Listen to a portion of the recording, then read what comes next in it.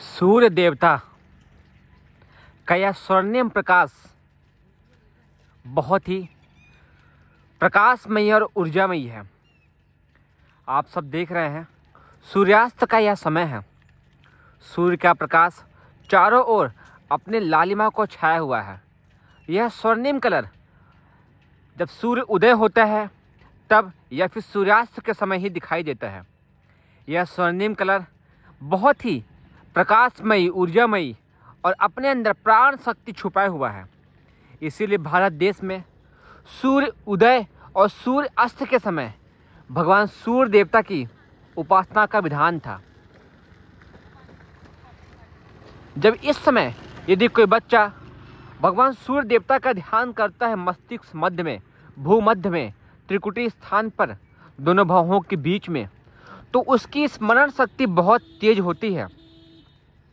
हम में से कोई भी व्यक्ति, छोटे हों, बड़ी हों या बहुत बड़ी उम्र के हों, बुजुर्ग हों, जो भी अपने मस्तिष्क का विकास बहुत अधिक करना चाहते हैं, उन्हें इस स्वर्णिम प्रकाश का ध्यान करना चाहिए। बहुत ही खूबसूरती भरा यह प्रकाश, स्वर्णिम प्रकाश, मस्तिष्क को लाल प्रकाश में कर देता है।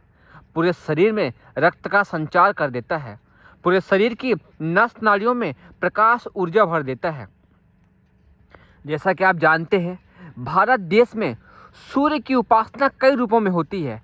चाहे वो सूर्य अर्घ हो, चाहे सूर्य का ध्यान हो, सूर्य का जप हो, सूर्य स्नान हो, कई तरह की चिकित्साएं भी होती हैं। क्योंकि सूर्य निसंदेह सृष्टि का राजकुमार है। ये सूर्य ही है जो हम सबको जीवन देता है।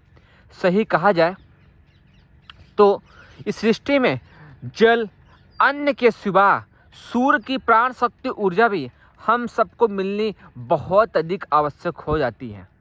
इसीलिए आप जहाँ पर भी हो, उगते सूर्य और सूर्यास्त के अस्त होने के समय को हाथ जोड़कर भगवान सूर्य देवता को नमस्कार कीजिए। आँख बंद करके उसकी लाली को महसूस कीजिए। प्राण शक्ति को शरीर के अंदर लेकर के आइए।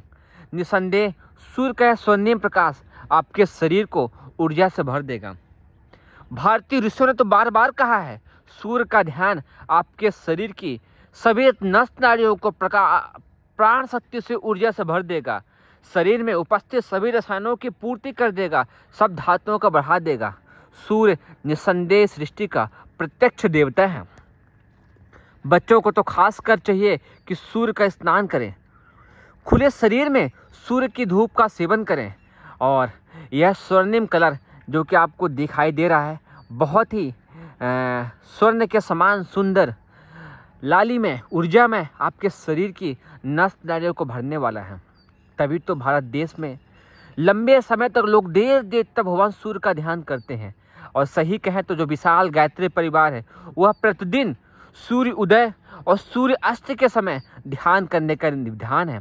आप कभी गायत्री परिवार जाएंगे, गायत्री मंदिर जाएंगे, तो आपको वहाँ नाद योग की ध्वनि बांसुरी में सुनाई देगी। वहाँ पर भगवान सूर्य देवता का ध्यान करते हुए, स्वर्णिम सूर्य देवता का ध्यान करते हुए नाद योग करते हैं। उसी प्रकार ब्रह्म मुहूर्त में भी यही खूबसूरती, यही प्रकाश, यही स्वर्णिम कलर आपको देखने को मिलेगा, करते हैं। और बड़ा ही मनोरम दृश्य देख करके ऐसा लगता है जैसे आंखों में शीतलता आ रही है, मस्तिष्क प्रखर ओजस्वी बन रहा है, स्मरण शक्ति की वृद्धि हो रही है, शरीर के नस नाड़ियों में ऊर्जा का संचार हो रहा है। यदि आप सूर्य उदय और सूर्य अस्त के समय गायत्री मंत्र का जप करते हुए सूर्य का ध्यान करते हैं, जिसको लंबे समय तक विश्वामित्र ने किया था, और जानते हैं आप कितने संपन्न बन गए थे। यदि आप भी सूर्य देवता का ध्यान करते हैं तो निसंदेह बहुत ही प्राण शक्ति ऊर्जा का संचार शरीर के अंदर कर पाएंगे।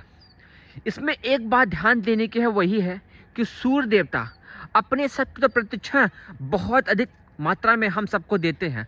हमें लेने की शक्ति और सामर्थ्य नहीं होती है, पात्रता नहीं होती है। जितने अधिक भावपूर्वक, जितना अधिक मन शांत करके इस ऊर्जा को महसूस करने की कोशिश करेंगे, आपके शरीर में प्राण शक्ति ऊर्जा का संचार उतना ही अधिक होगा।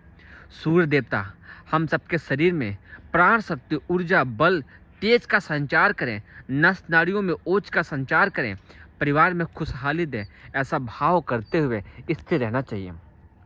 देखिए, निरंतर सूर्य अस्त होता जा रहा है। सूर्य न केवल मनुष्य को, न केवल जीव जंतुओं को, न केवल पेड़ पौधों को, बल्कि सभी सौरमंडल में उपस्थित ग्रहों उपग्रहों को सूर्य ही प्रकाश देता है। सूर्य के प्रकाश से ही चंद्रमा चमकता है, सूर्य के ही प्रकाश से अन्य ग्रह चमकते हैं, सूर्य के ही प्रकाश से इस पृथ्वी पर रह पाना संभव है।